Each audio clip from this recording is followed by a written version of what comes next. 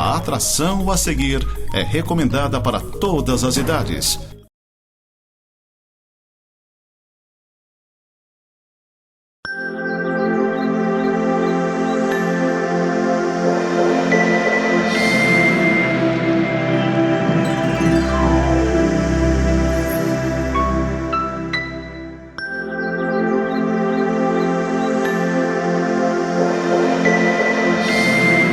Graça e paz, queridos, sejam bem-vindos a mais um programa Semeando para a Vida Eterna da Igreja Presbiteriana de Lages. Nossa igreja fica ali na Rua Coronel Fausto de Souza, 353, no centro, atrás do Seja, na frente da Moto Honda ali. E a nossa programação é de manhã cedo, nós temos 9h30 uma devocional e a escola dominical. E depois à noite nós temos o nosso culto público, às 19 horas. Você é o nosso convidado. Nós vamos orar, pedindo que Deus esteja abençoando este momento de reflexão na palavra, mas antes a palavra dos nossos patrocinadores. Clínica Médica e Odontológica Vida Nossa. Situada no centro de Lages, conta com a especialista em ultrassonografia, doutora Vanessa Gerber, nos atendimentos de ultrassom geral, músculo esquelético, obstétrico e Doppler. E também com atendimento odontológico com o Dr. Fernando Gerber, nos serviços de cirurgia, estética, prevenção, clínica geral e implantes. Clínica Vida Nossa, Rua Correia Pinto, número 638, Centro, em frente à Praça da Estátua do Correia Pinto. Vamos orar e pedir a Deus então a bênção dele, queridos. Nosso Deus e nosso Pai, te louvamos por mais um dia de vida que o Senhor nos dá, pela bênção do Senhor que nos alcançou, por este programa, ó Deus, que chega aos lares, que a Tua palavra seja abençoadora, ó Deus, e rogamos a iluminação do Teu Espírito Santo, ó Deus, para que ela leve conforto e também confronto, ó Deus, com os nossos pecados. Em nome de Jesus Cristo, nosso Senhor e Salvador, que nós oramos. Amém.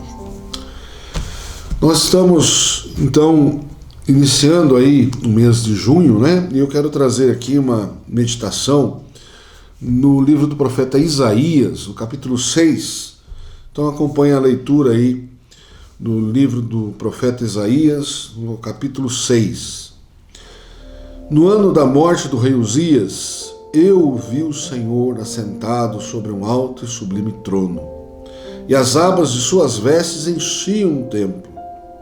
Serafins estavam por cima dele, cada um tinha 6 asas, com 2 cobria o rosto, com 2 cobria os seus pés, e com 2 voava. E clamavam uns para os outros, dizendo: Santo, Santo, Santo é o Senhor dos exércitos. Toda a terra está cheia da sua glória. As bases do limiar se moveram à voz do que clamava, e a casa se encheu de fumaça. Então disse eu: ai de mim, estou perdido, porque sou homem de lábios impuros, habito no meio de um povo de impuros lábios, e os meus olhos viram o Rei, o Senhor dos exércitos. Amém. Até aí. Queridos, nós vivemos num tempo, né? No tempo dos incentivos aos nossos feitos, né? Não é por isso que os coaches são tão bem-sucedidos aí nas suas teses, né? Nós realmente temos muito potencial para fazer muita coisa, mas na hora que nós partimos exatamente para explorar os nossos potenciais, nós não podemos esquecer da nossa humildade perante aquele que é o Todo-Poderoso. Nós podemos ser muito poderosos, nos tornarmos poderosos, assumirmos cargos de liderança, sermos muito bem-sucedidos, prósperos, e isso tudo não é pecado. Nenhuma dessas coisas é pecado. Pelo contrário, a palavra de Deus diz que a bênção de Deus está aí. Temos muitas histórias na Bíblia mostrando que a bênção de Deus se evidenciava na liderança, na inteligência, na prosperidade no comando de várias pessoas da Bíblia. Então, não é pecado você se esforçar, trabalhar, ser bem-sucedido. Aliás, isso tudo é muito desejável, porque assim como nós somos abençoados nesse empreendimento, vamos dizer assim, nós abençoamos também onde nós vivemos, o lugar que nós habitamos, as pessoas que convivem ao nosso lado e estão nos acompanhando nisso. Não há nada de errado em querermos ser bem-sucedidos. Porém, o problema está quando nós alcançamos um status de reconhecimento, de poder. Nós precisamos lembrar de que há alguém muito superior a nós que está nos abençoando com tudo isso para que nós abençoemos o lugar onde nós vivemos e as pessoas que convivem conosco. Por que eu trouxe esse texto de Isaías capítulo 6? Isaías é o maior profeta considerado pelos judeus aqui, né? Um dos livros mais importantes na questão profética. Mas Isaías tem o seu momento de queda, momento de desânimo. O texto do capítulo 6 começa com a frase que ilustra o problema, explica o problema. No ano da morte do rei Uzias. No ano da morte do rei Uzias. Por que começa o capítulo 6 com essa frase emblemática, explicativa? Porque o texto vai nos dizer que do encontro de Isaías com o próprio Deus. E a hora que Isaías se dá conta da presença de Deus, ele confessa ou enxerga a si mesmo. João Calvino diz que esse é chamado duplo conhecimento. A hora que eu conheço Deus, eu passo a me conhecer também. E a perspectiva do pecador é, diante do santo, santo, santo, se enxergar pecador ao extremo. Então Isaías, no versículo 5, diz assim: ai de mim. Na Bíblia, a expressão ai é um temor, é temerosa, é, na verdade, uma sentença. O ai está dizendo, estou condenado. Ai é uma sentença de culpa. Ai de mim, eu sou culpado. Estou perdido, porque sou homem de lábios impuros, habito no meio de um povo de impuros lábios. Esse diagnóstico feito pelo profeta Isaías, queridos, ele é importantíssimo para cada um de nós, para nós sabermos da nossa relação com Deus. Se nós não tomamos consciência ainda do nosso pecado, é certo que nós ainda não nos deparamos com Deus. Quando o Espírito Santo de Deus foi derramado ali no Pentecoste, o livro do Atos dos Apóstolos começa a narrar o surgimento da igreja. A partir do testemunho dos apóstolos e de todos aqueles que estavam reunidos ali naquele lugar, os 120 que estavam reunidos ali naquele lugar, e o Espírito Santo é derramado por Deus no cumprimento da promessa lá do profeta Joel, não é? Que Deus fala através do profeta Joel, que derramaria, o profeta Ezequiel também, derramaria o seu Espírito sobre toda a carne. O Espírito Santo de Deus é derramado, assim como falou o Senhor Jesus para os discípulos, para aguardarem o cumprimento da promessa em Jerusalém. Assim Deus cumpre o seu prometido.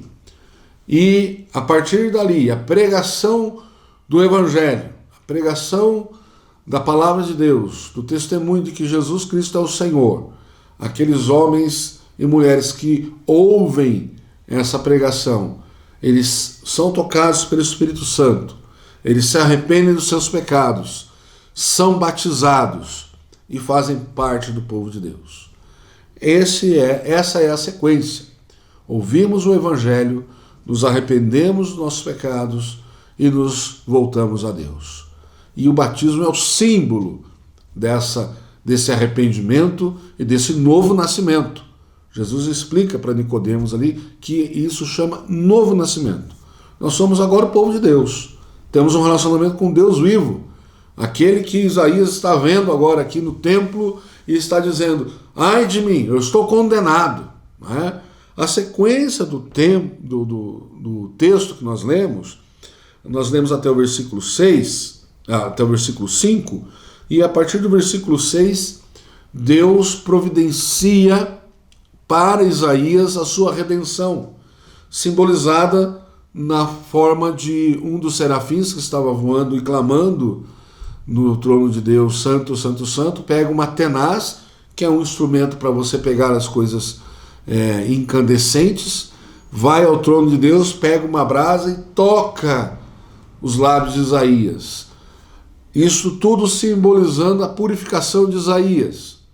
Se você for aprofundar seu estudo nos comentaristas bíblicos, eles vão dizer: ali está simbolizando a pessoa de Jesus Cristo, que é o único que pode nos limpar dos nossos pecados.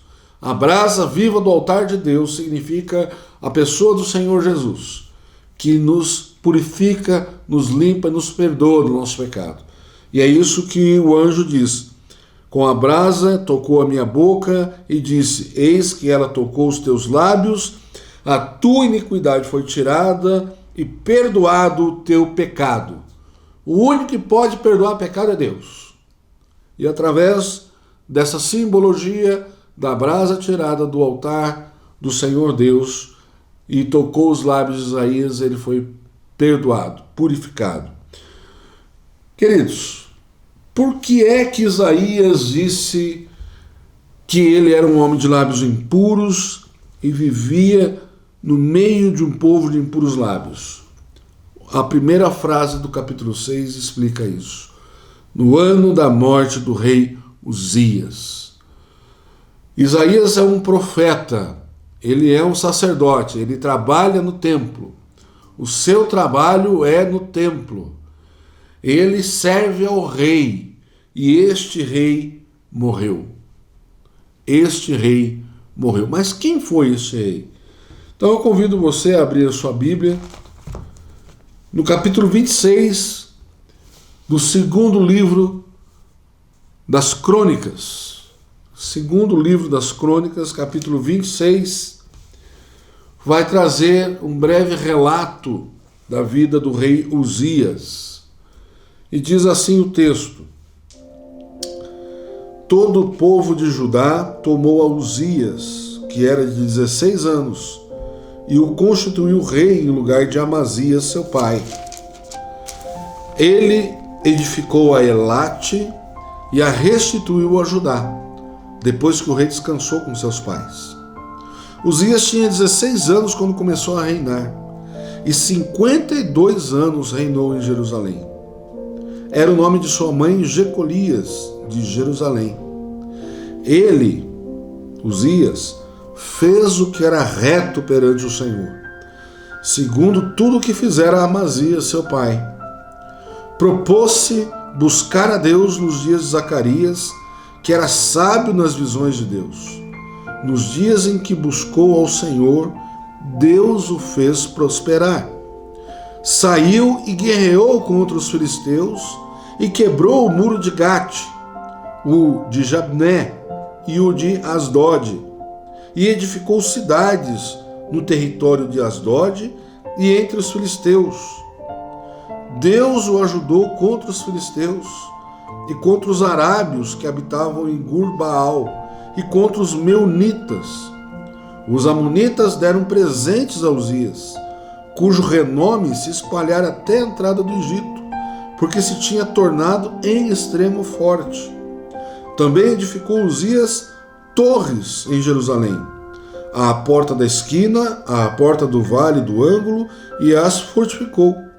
Também edificou torres no deserto, e cavou muitas cisternas, porque tinha muito gado, tanto nos vales como nas campinas.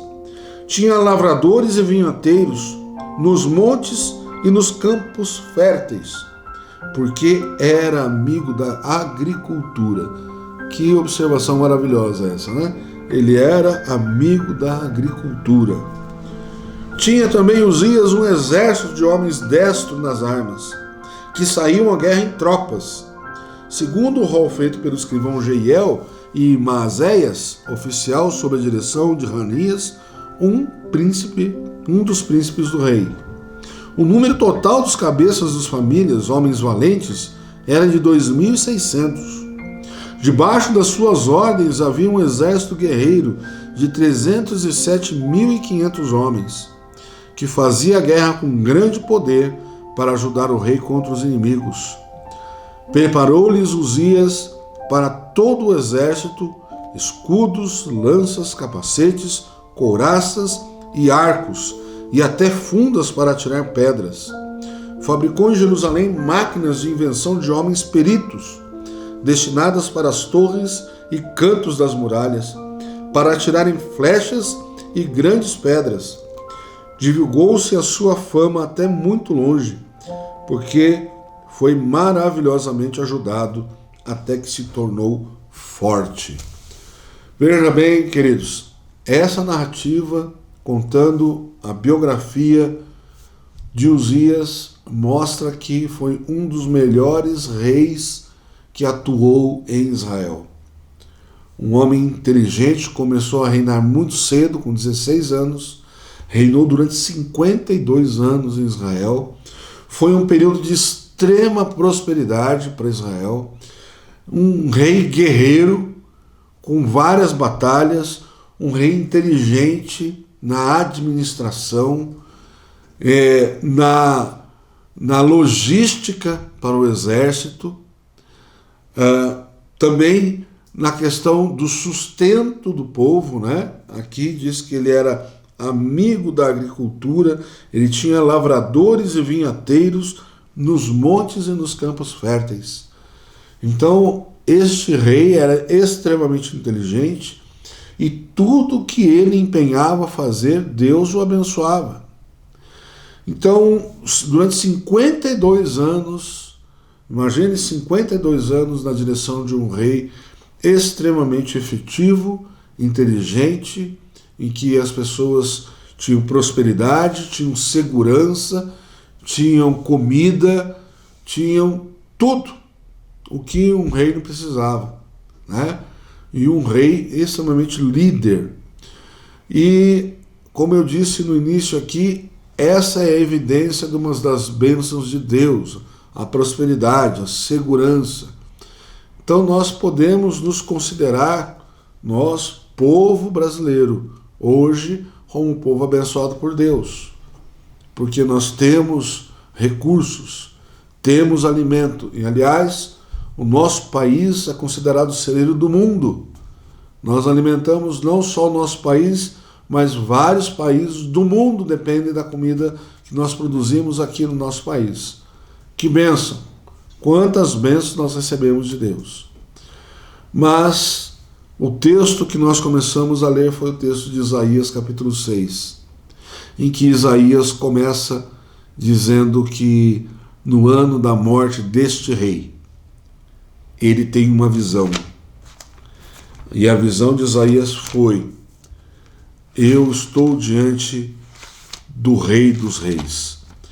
Isaías, quando se depara com Deus, ele fala assim: eu vi o Senhor assentado sobre um alto e sublime trono, e as abas de suas vestes enchiam o templo.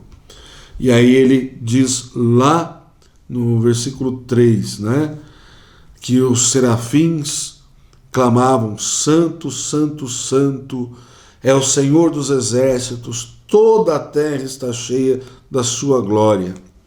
E no versículo 5, quando ele reconhece o seu pecado, ele diz: os meus olhos viram o Rei, o Senhor dos exércitos.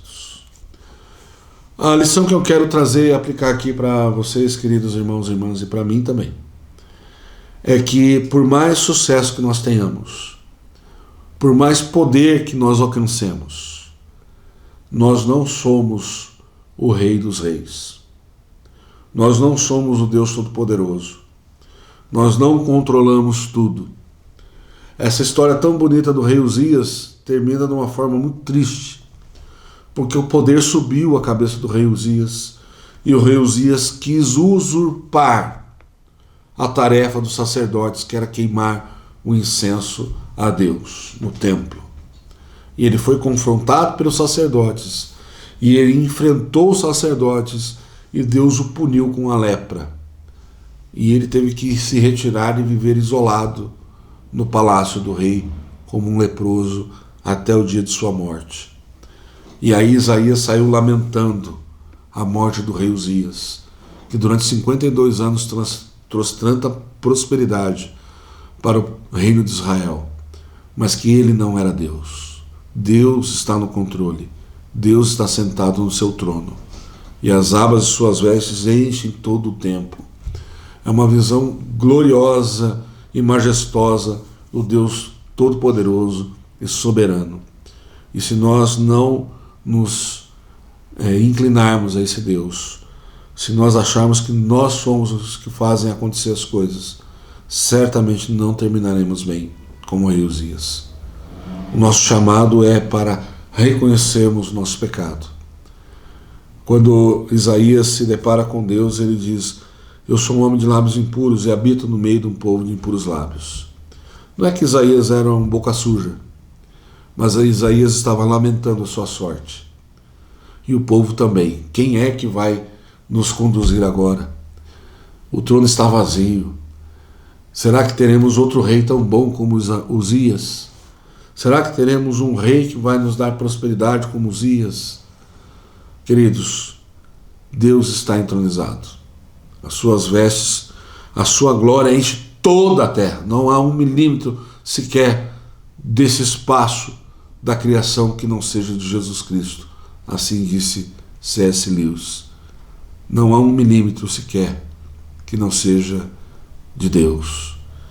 Que Deus abençoe sua vida, queridos. Que você reconheça na sua prosperidade, no seu sucesso, no seu poder que você tem dado pelos homens, o poder que Deus lhe concedeu. A bênção de poder trabalhar, de ter saúde, de ter o seu ganho, o sustento da sua família. Agradeça todos os dias e ofereça a Deus o seu culto. Ofereça a Deus a sua glória, que Ele que é o merecedor de toda a honra e toda a glória.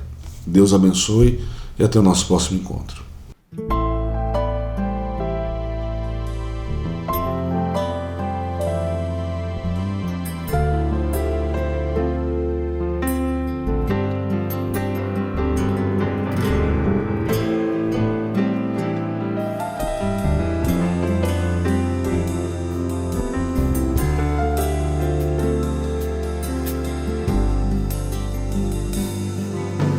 Vem e sopra sobre nós teu sopro,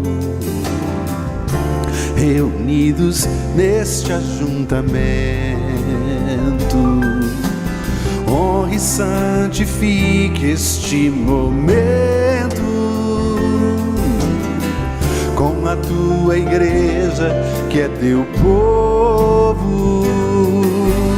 Faz teu rio de paz correr no meio destes que por fé vem bendizer-te, e a uma voz oferecer-te seus louvores, súplicas e anseios. Tu és o Senhor de toda glória, hoje e sempre, como foste outrora. No correr da história, revelando teu amor, Deus bendito, Rei e Salvador. Deus bendito, Rei e Salvador.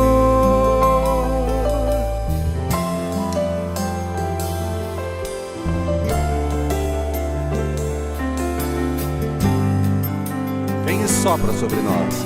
Vem e sopra sobre nós teu sopro. Reunidos neste ajuntamento, honre e santifique este momento com a tua igreja, que é teu povo. Faz teu rio de paz correr no meio destes que por fé vem bem dizer-te, e a uma voz oferecer-te seus louvores, súplicas e anseio.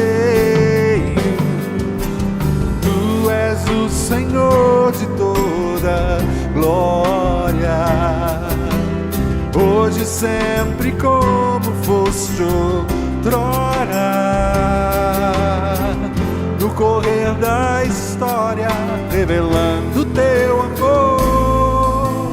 Deus bendito, Rei e Salvador. Deus bendito, Rei e Salvador.